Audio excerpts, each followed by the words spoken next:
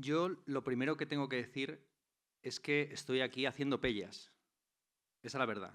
Estoy faltando a clase, pero se da además la circunstancia de que... ¿Me hacen gestos? ¿Sí? ¿Hola?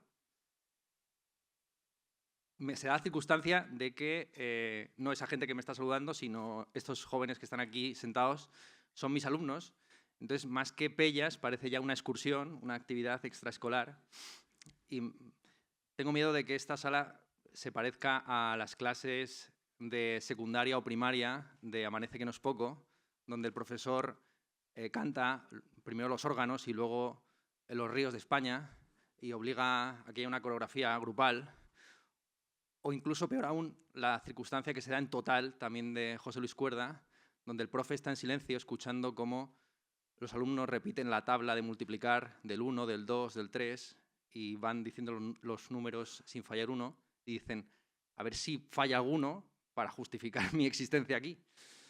Yo no sé qué error necesitaría de mi presencia o de una explicación previa de la película de Cuerda. Por desgracia me he tomado demasiado en serio el cometido y he escrito lo que sería 1 hora y media de charla en tono cómico, además, sin mucha sistematicidad. Entonces, si les parece bien, voy a leer hasta que nos aburramos, o me aburra yo, y por extensión ustedes, y a partir de ahí pues ya improvisaré un poco, ¿de acuerdo?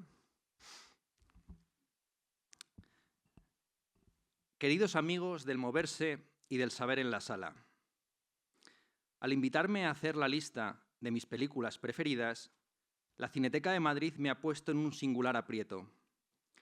Se da la circunstancia aciaga de que odio hacer listas y a la vez mi vida no consiste sino en hacer listas. Es decir, que lo que odio, por regla de 3, es mi vida. Como el profesor de estética que por las tardes soy, no todas las tardes, afortunadamente, solo algunas, esta tarde esperemos que no, mi profesión consiste en pasar lista de asistencia a clase, recomendar listas de bibliografía primaria y secundaria, pedir paguitas y bequitas a cambio de listas de dudosos méritos académicos, anonimizar y colgar listas de notas en tablones digitales o no, dármelas de listillo y poner cara de muy listo cuando alumnos listísimos me preguntan por lo que no sé y estar yo mismo listo para conceder tutorías y responder a listas de correo a todas horas. Listos y listas es lo que abunda y sobra en el mundo, o al menos en mi mundo, lleno de rankings, rapsodias, retahílas, resúmenes, repertorios y rosarios. Aquí va otra lista, sin embargo, hecha con todo mi amor, con toda mi amistad, filía por el cine. ¿Cinéfilo? Sí soy. Leí con mucho respeto, con gran temor y temblor, contra la cinefilia, el acerado y acertado ensayito de don Vicente Monroy, organizador, entre otros, de este ciclo, y me sentí, por desgracia, identificado con esa figura de carnes tristes y mirada cansada que es el cinéfilo. Huelga decir que don Vicente es también un cinéfilo y, por ende, anda en el mismo aprieto que yo. Sufre el mismo brete de amar y odiar, de estar en contra y a favor de aquello a lo que buenamente dedica su vida. No nos engañemos, la razón por la cual yo odio hacer listas, la razón por la cual, sospecho, don Vicente critica la cinefilia, es la misma por la cual él ama el cine y yo leer listas. Su historia, la de la cinefilia, como reza el subtítulo del ensayo, es una historia de un romance exagerado, algo así como un latín deturpado solo para iniciados. Pura novelería, pues. Hablando por mí mismo, en vez de por boca ajena, diría que odio hacerlas y amo leerlas, las listas de artefactos culturales, se entiende, listas de libros, de exposiciones, de discos, de películas, no la lista de la compra, de la lavandería o de aprobados y suspensos, no tanto por los títulos que me recuerdan o me descubren, cuanto por el acceso furtivo, el espionaje secreto que da a la conciencia artística del enlistador. Leer una lista cultural es casi como mirar por los agujeros y las cerraduras del alma. Al leer una lista, somos esos ojos abiertos que se mueven y te siguen desde detrás del cuadro de tus antepasados. En una implacable aplicación del dicho «dime con quién vas y te diré quién eres», No conocemos a alguien a fondo hasta que no leemos sus listas, ni que sea de la compra o de la lavandería. Llámenlo política de cookies, pero para mí el partido al que votas me dice menos, te define menos, que tu lista de helados preferidos. ¿Qué es el ser humano sin una suma de listas? Dio un gran ejemplo Buñuel al incluir en sus memorias una lista de amores y odios entre los cuales se cuentan: me gustan los bastones espada, me gusta el norte, el frío y la lluvia, no me gustan mucho los ciegos, ya se ve en su cine, me gustan y no me gustan las arañas, adoro los pasadizos secretos, detesto mortalmente los banquetes. Nadie lo diría a juzgar de Viridiana, El ángel exterminador o El discreto encanto de la burguesía. Me arrepiento, sigue siendo Buñuel, me arrepiento de haber cazado un poco. A lo mejor quería cazar más. Siento un profundo horror hacia los sombreros mexicanos. Adoro los pasadizos secretos, otra vez, lo he copiado 2 veces. He adorado a Wagner, me gustaba la ópera. Me gustan las culebras y sobre todo las ratas. Bueno, podría seguir leyendo listas de Buñuel, pero quedémonos aquí. Si yo tuviese que hacer una lista como la de Buñuel, incluiría las listas en el ambiguo apartado de lo que odio y amo a la vez, como él las arañas. Odio hacerlas, pero amo leerlas, y sobre todo tacharlas y quemarlas. He ahí la metalista, la lista de la lista, de la que tanto han hablado los realistas poscontinentales, para demostrar que el mundo no existe, o si existe, no se puede enlistar. Debo confesarles que hace años, cuando me alisté voluntario en las nutridas filas del clasicismo, con la risible pretensión de leerme, verme y oírme todo lo canónico, solo lo canónico y nada más que lo canónico, so help me God, me imprimí y grapé en buen papel el palmarés del Premio Nobel de Literatura, la lista de 1000 películas seleccionadas por Jonathan Rosenbaum, el catálogo de la Biblioteca Clásica de la Real Academia Española, el top 250 de Sight and Sound, la colección del 50 aniversario de Anagrama, las recomendaciones de la Rock Deluxe para la década 2010-2019, el canon occidental de Harold Bloom, la nómina de premiados en los Oscar y en Cannes, y otras muchas listas rapiñadas por internet. Me imprimí y grapé esas listas para tener algo que leer, ver u oír en mis tardes tontas, las tardes en las que no soy profesor de estética, como esperemos no serlo hoy. Si les soy sincero, poner tics de visto, leído u oído, tachar ítems y puntos, contar recesivamente cuántos faltaban por ticar y tachar, me daba a veces más placer que ver dichas películas, leer dichos libros u oír dichos discos. Con Rosenbaum cometí la fatal imprudencia, el imperdonable error de empezar su lista por la mitad. Me daba un poco pereza pues empezar ahí por los hermanos Lumière y dije, voy a empezar por el año 50 y tiro para adelante y para atrás a ver qué tal. Entonces empecé in medias res. Y mal. Mal. Claro, pillé el siglo fílmico pues con los pantalones bajados. Con piratesca religiosidad me descargué ilegalmente y vi en mi pequeño y sucio portátil todas y cada una de las fastuosas películas que recomendaba para la década de 1950. Me tragué una cantidad excesiva, un bulímico volumen de musicales con final feliz y claqué. Comprendí en qué consistía la gloria de los 30 gloriosos, conocí algo el alma de Rosenbaum y no me cayó tan bien. Una tarde de otoño, leyendo un curioso prólogo galeato a una de las 100 mejores novelas en castellano del siglo XX, según los lectores de un periódico español, por lo visto muy aficionados a los libros con adaptación cinematográfica, ya saben, la literatura como cine para los pobres, de imaginación, el prologuista galeato, en este prólogo, tremendamente displicente con la obra a prologar, a quien le habían encargado el prólogo probablemente porque había escrito un libro sobre el mismo tema, libro que no para barras en recomendar por delante y por encima del prologado, este prologuista galeato termina invitando al lector a juzgar si esta, cito, es una de las 100 mejores novelas de nuestro siglo XX, aunque todos sepamos que 100 novelas buenas en un siglo quizás sean demasiadas novelas. Entonces, aquella tarde quemé todas mis listas y hoy les traigo la única superviviente. Esta es la lista de Le Belle que amó el padrón mío, como se decía en el Don Giovanni de Mozart. Esta es una lista de algunos poetas españoles premiados en este siglo, no todos, porque la lista es infinita y el número de poetas premiados en este siglo, todas las conoce Dios. Esta es la lista, como ven ahí, del Premio de la Crítica o del Premio Nacional con mis tachaduras. Odio hacer listas, igual que odio a los cotillas, los bombardeos, el nudismo urbano, hacer cola, llegar tarde, los castillos encantados, las confesiones no solicitadas y las faltas injustificadas. Por suerte, he mentido. La Cineteca no me invitó a hacer la lista de mis pelis prefes, sino de aquellas que, cito las palabras textuales de don Luis E. Parés, aquellas películas que hayan sido relevantes para ti en la configuración de tu sistema de pensamiento. ¡Oh, no, el sistema!, gritan los cinéfilos en la sala. ¡Oh, sí, el sistema!, gritan los filósofos en la sala. Entonces, ya llevo un buen rato, ¿no? hablando. Entonces, vamos al sistema. ¿Quieren sistema? Pues vamos al sistema. Tenía aquí esta diapositiva. ¿Les parece suficientemente sistemático? Vamos a ver. Entonces, he elegido 4 películas.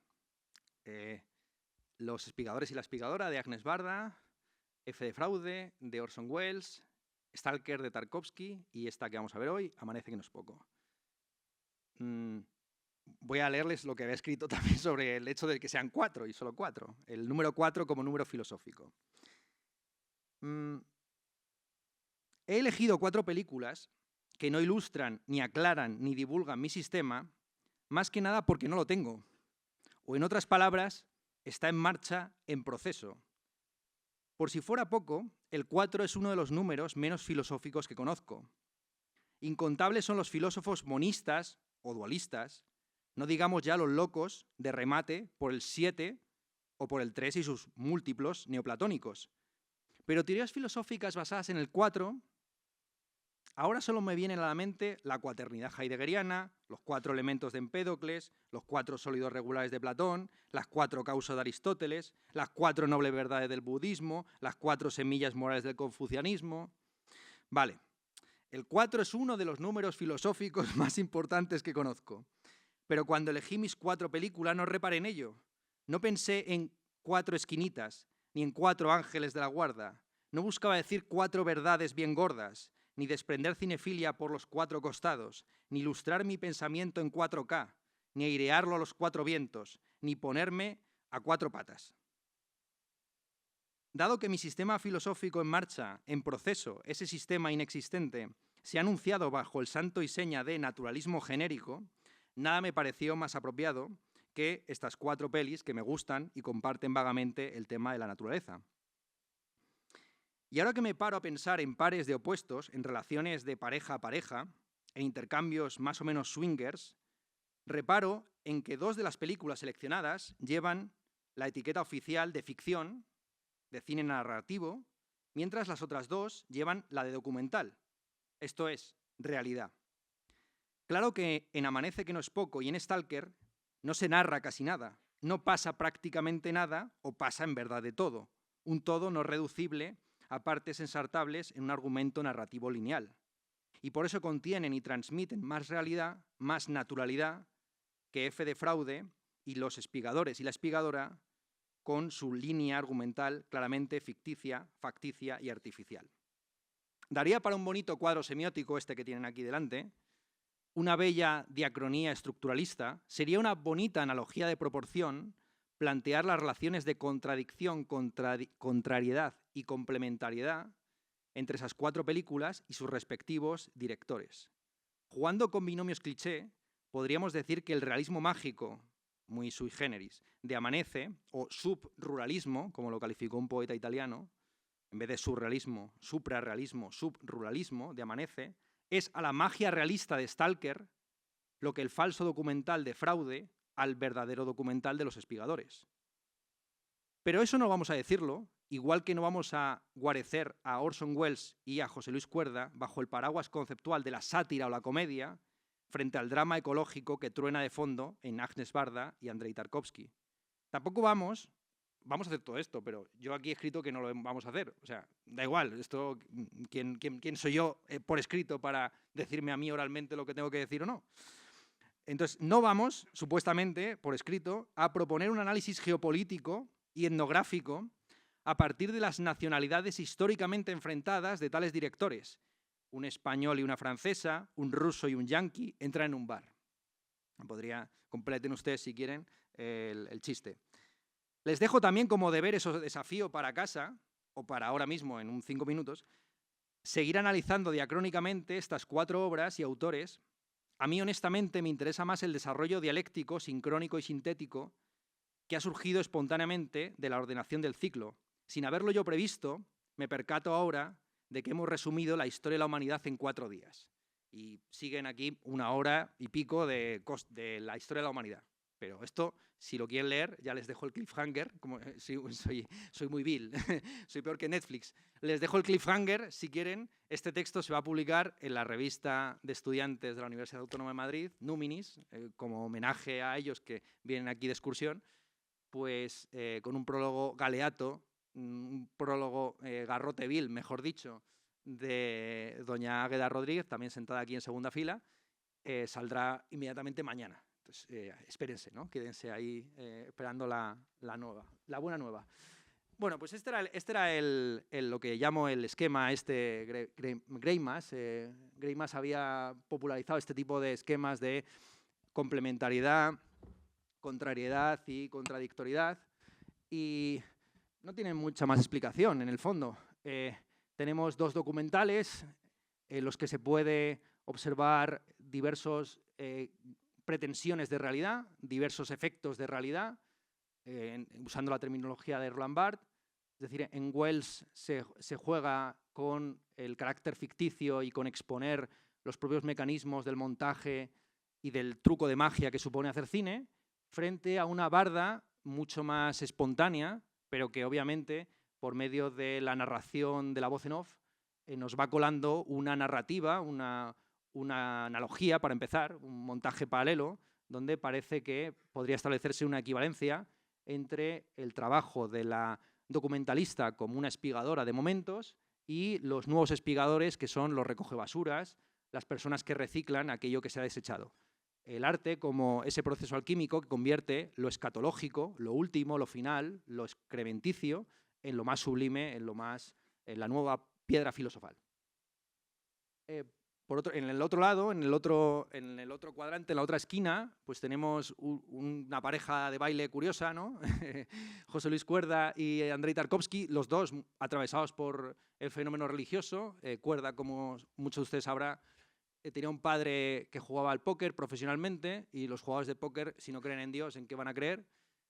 Y él estuvo en el seminario estudiando teología. Buena parte de su humor es un humor católico o poscatólico, y obviamente pues en Tarkovsky, y más aún en Stalker, lo que se está exponiendo es la experiencia de lo religioso, esta contraposición que he hecho muy burda quizá entre un realismo mágico y una magia real, ¿no? La magia de una sala en la que uno se enfrenta a su deseo más profundo, y ese deseo más profundo, como le pasa al puercoespín, al Stalker que se ha suicidado, pues quizás es mucho más vulgar, mucho más banal de lo que uno se imaginaba. En el texto que ya digo que deben ustedes leer y que estarán seguro entusiasmados en leer mañana, citaba muy por lo menudo el libro maravilloso de Jeff Dyer, Zona, donde analiza plano a plano, dedica un párrafo a cada plano, son 140 y tantos planos, muy poquitos, para una peli de casi 3 horas. Y ahí Jeff Dyer, de una manera muy valiente, confiesa cuál es su deseo más profundo. Si lo quieren saber, el sábado les sale. Si no, me lo preguntan y yo se lo leo. Bueno, entonces voy a leer lo que era el final de la conferencia. Mi pretensión era enfadarles durante una hora, pero no les quiero tampoco enfadar tanto. Y tenía al final un pequeño créditos de título, donde lo que hacía era explicar el título de esta charla y de este ciclo, que es Naturalmente artificial, cómo se descomponen las imágenes. ¿vale? Entonces ustedes imagínense que llevan 1 hora aquí escuchando una lata en este tono medio jocoso que han escuchado y que termina con esta escena, ¿vale? Entonces, entonces estamos aquí ahora mismo y entonces como una especie de créditos de título venía esto. El título original de este ciclo y de esta charla era Naturalmente artificial. Pretendía superar la dicotomía entre naturaleza y cultura, entre realidad y artificio, como si no hubiese Philippe Descola en el mundo. Dicotomía más que superada en los vertederos de los espigadores, en la ruina del Stalker y en los hombres que brotan de la tierra a lo largo de Amanece, que no es poco, o en los cuadros clásicos que surgen de un cajón en Fraude. ¿Se acuerdan de esa escena, los que hayan visto Fraude hace un par de días, en que está el Mildori, el falsificador de cuadros, le llama a un marchante de París y le pregunta si tiene un Modigliani, y dice, voy a mirar en un cajón, y a los 15 minutos, ¡ay, ha encontrado un Modigliani en el cajón! ¿No? Lo acaba de pintar, efectivamente. Pues yo creo que hay una superación de la distinción entre naturaleza y cultura, obviamente, y sigue el texto. Disculpen las pretensiones, pero yo es que pretendía plantear una concepción a la vez orgánica y mecánica del cine, como si no hubiera Gilles Deleuze en el mundo. Pretendía explicar, como si no hubiese Oscar Wilde tampoco, cómo estas 4 películas parecen tanto más naturales cuanto más mentirosas y artificiales se despliegan.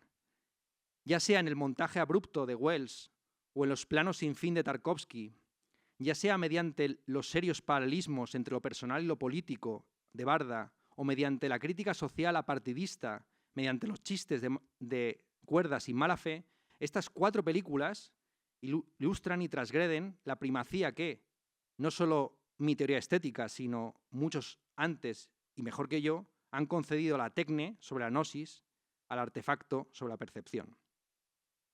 Disculpen ustedes, pero yo es que pretendía citar a un amigo mexicano, Sebastián Ortega, que me regaló hace meses la idea de la fermentación de las imágenes en el cine. Frente a la metáfora deleuziana de la imagen cristal, que expresa muy bien lo fragmentario y refractario de la realidad imaginada y fantaseada por cierto cine, me daba a mí que estas 4 películas no eran tan gélidas, tan geométricas, tan cortantes y transparentes como los cristales. En ellas, como en Dinamarca, algo huele a podrido.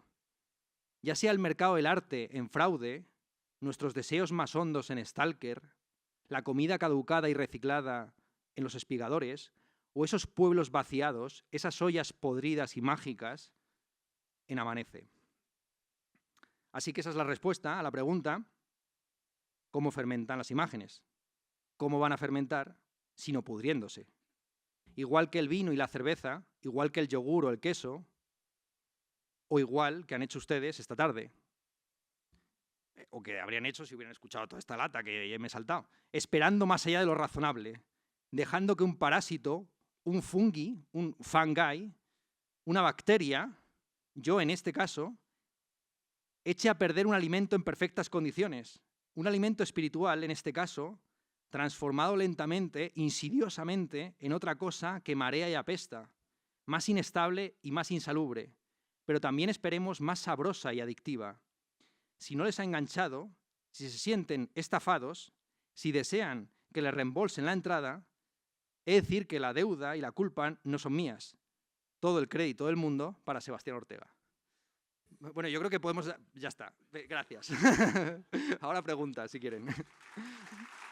Sí.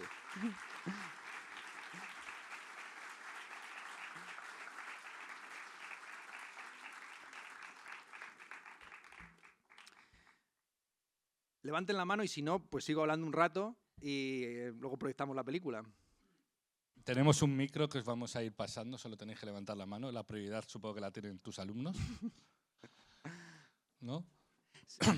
Se da la circunstancia, la gracia de que estén aquí es que el texto que estamos leyendo en clase es Aístesis de Jacques Rancière. Y como se ha dicho, el título de este ciclo es la fábula cinematográfica de Jacques Rancière, que se podría decir que es la segunda parte de Aístesis, la aplicación de las categorías estéticas que se han desarrollado en el ámbito de la plástica y de la música y de la literatura al ámbito también del cine. Entonces, bueno, si quiere hacer alguna pregunta, yo encantado de recibirla. Ahí.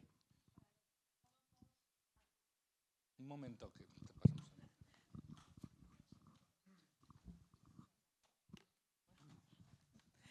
¿Qué tal, Ernesto?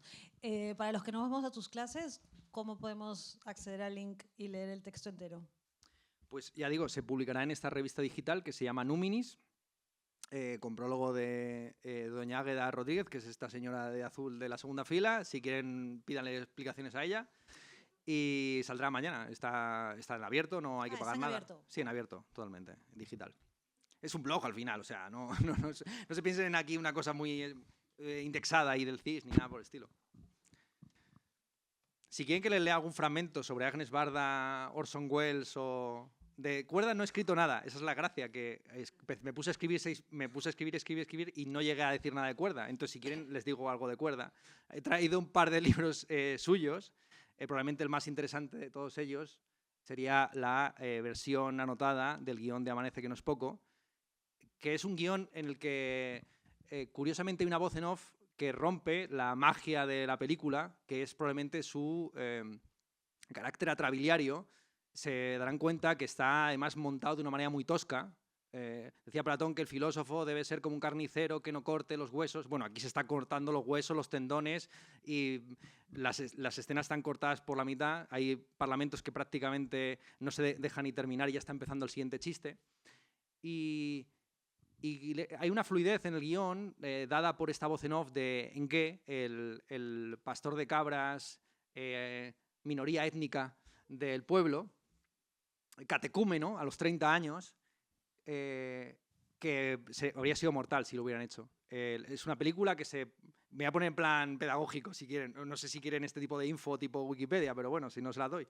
Lo que se comenta en este libro es que efectivamente el rodaje de Amanece que no es poco se planteó para 9 semanas, se redujo a 7, tuvieron que recortar muchísimo, pero casi todo lo que recortaron resulta accesorio y accidental comparado con la nuez que queda de una película de rodaje muy difícil, pero pues entre otras cosas, pues por ejemplo a Luis Ciges, los cochinos que llevaban las manos, como estaban sedados para que no gritasen, pues se le cagaban encima. Entonces iba todo el rodaje cagado. Hay 1000 anécdotas, historias sobre estas. Si me quieren preguntar, yo soy un cuerdiano, yo soy de la cuerda de José Luis Cuerda, entonces me las sé todas, porque entre otras cosas pues he leído las Memorias Fritas, muy recomendables también, y este librito sensacional, Panfletos contra la emoción y la audiovisual, que es una queja contra el uso muy grueso de las emociones en las producciones audiovisuales contemporáneas. Pues mira, ahora que has dicho la palabra audiovisual, yo te quería preguntar un poco sobre eso, porque como de pasada te has metido con Netflix. Sí. Y las 4 películas que tú has elegido se podrían englobar en la categoría de puro cine, ¿no? Cine inmaculado o cine con excelencia. Entonces me gustaría preguntar, ¿el cine ahora es solo una provincia más de un territorio mucho más vasto que es el audiovisual, donde también entra TikTok, entra las redes sociales, entran muchas cosas, incluidas las plataformas? Danos tu opinión sobre esta especie de mutación de las plataformas. ¿Tú crees que en algún momento podrán ser vehículo de pensamiento o de creación, más que meras correas de transmisión? Sí, aquí... Que me haya puesto ese escudo, acabo de cortar el rollo totalmente. Está fantástico. No, además, aquí en el texto mencionaba que ante una carta blanca como la que se me ha concedido aquí, pues caben 2 opciones. O bien la extravagancia y seleccionar aquello que no ha sido visto por nadie, como esa cosa en sí que no es para nosotros, ¿no? O bien ser un vago, ¿no? O sea, entonces, entre la extravagancia y la vagancia, pues he elegido la vagancia. Entonces, no me he complicado las cosas, no he querido ir de listo buscando una película súper especial, sino que, volviendo a mis viejas listas, pues he elegido 4 películas casi de cajón, de 4 autores canónicos, que a posteriori he visto que tenían este diálogo entre ellos.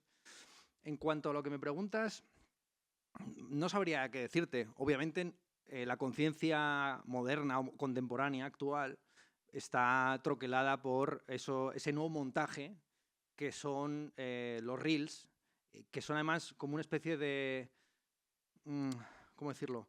una superficie de un eterno retorno de lo mismo, ¿no? Están hechos para volver a empezar una y otra vez. Algo muy curioso y de la circunstancia digital en la que nos encontramos es que ante la hiperaceleración de los acontecimientos hay una sensación de déjà vu constante donde todo vuelve a empezar de nuevo. Entonces hay la sensación al mismo tiempo de que pasa de todo y de que no pasa nada. Decía uno de los supervivientes de Auschwitz que en los campos de exterminio los días pasaban como meses y los meses pasaban como días. Sobrevivir cada día era un suplicio y el tiempo que llevaba no morir de inanición o porque un capo le cayeras mal, pues era una eternidad. Y sin embargo, los meses, los años, al no estructurarse narrativamente, al no tener una fábula, pues al ser simplemente una espera de una salvación imposible, se disolvían en el aire. Entonces, desde luego que la conciencia contemporánea está mucho más modelada por este montaje audiovisual expandido, y yo no lo veo de manera pesimista, sinceramente. Es lo que podría decir. Yo no sé si... obviamente la tendencia natural de la obsolescencia técnica del arte consiste en que el arte en el fondo no es sino artificio, espectáculo, tecnología pasada. Así es como interpreto yo la famosa frase de Hegel de que el arte es algo del pasado. Cuando una plataforma, un dispositivo de entretenimiento de masas pierde su vigencia, pierde su actualidad, su carácter puntero a nivel tecnológico, es cuando da sus frutos artísticos más acabados y cuando se cierra en un canon más o menos establecido. Eso pasó, por ejemplo, con el tema musical. Justamente es cuando aparecen los vinilos, cuando aparece la reproducción del sonido, que se cierra el canon musical en una música clásica con un gran peso del siglo XVII, XVIII, XIX, y se pierde esta idea que tenían muchos compositores del siglo XVIII de ser en el fondo simplemente los parias de la tierra que trabajaban para cortesanos. La novela igual, la novela en todo el siglo XIX es el gran entretenimiento de masas, no pasa a ser reconocido como un arte canónico hasta que no es superado por el cine. Y el cine 3/4 de lo mismo, ¿no? El cine en el fondo, toda la política de autores, bueno, aquí hay gente que sabe mucho más de esto que yo, pues se constituye justamente con la aparición o con la extensión universal de la televisión. Y del mismo modo, la edad dorada, la edad de plata, la edad áurea del cine, de las series de televisión, se produce cuando la televisión deja de ser un espectáculo masivo para ser sustituida por Internet. Entonces, digamos que cada género, cada dispositivo artístico recoge los frutos del anterior y los eleva y los canoniza. Entonces, sí, obviamente yo siempre he bromeado que habrá algún día en que los vídeos del Rubius estarán expuestos en el Reina Sofía. O aquí, se estarán proyectando aquí, ¿no? Efectivamente. Bueno, pues no ha llegado no ha llegado ese día todavía. Nos lo podemos plantear. Creo que no va a llegar de momento, pero bueno. ¿Quién tiene alguna pregunta más? Tenemos... Vale.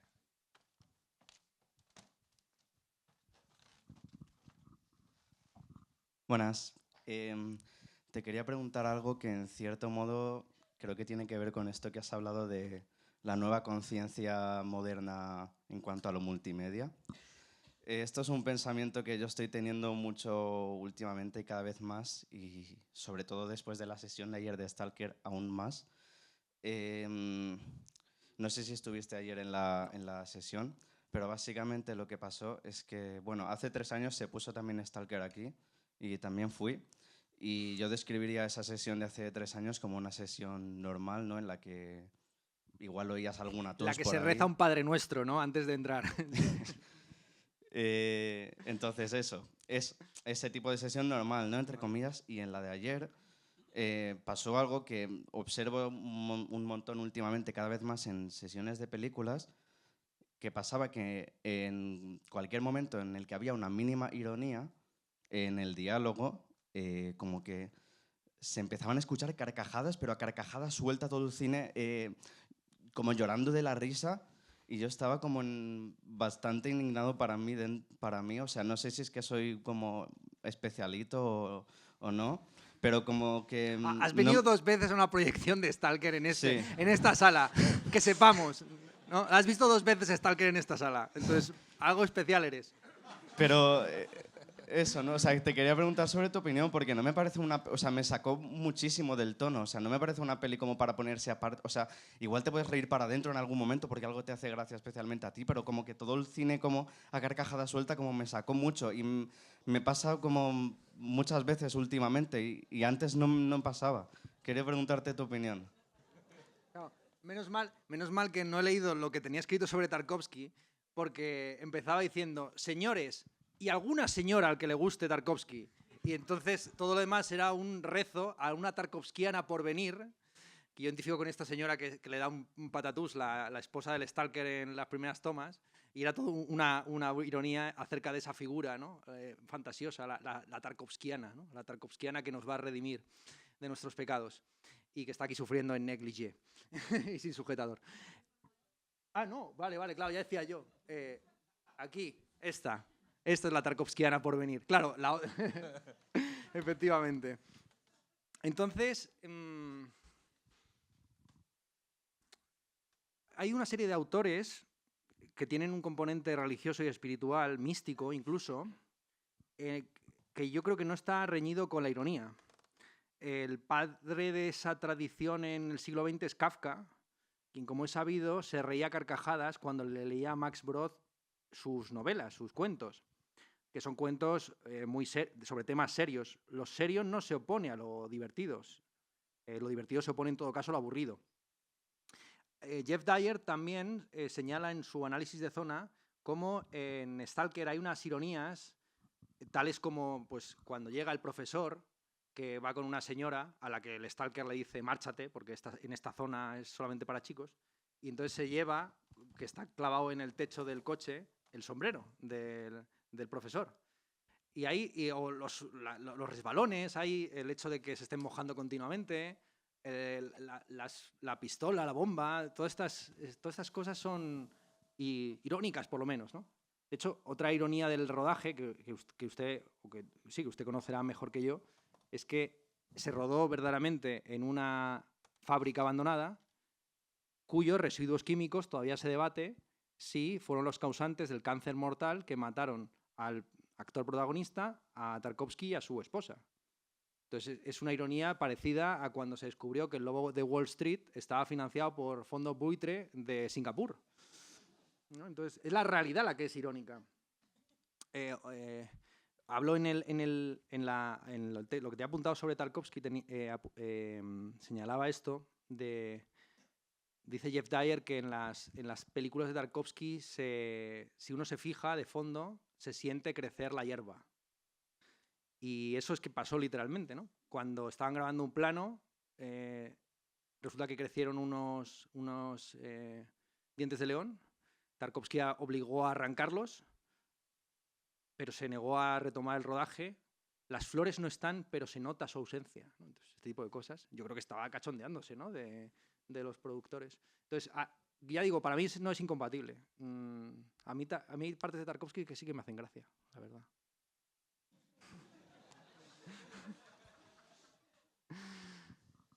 ¿Alguna otra pregunta?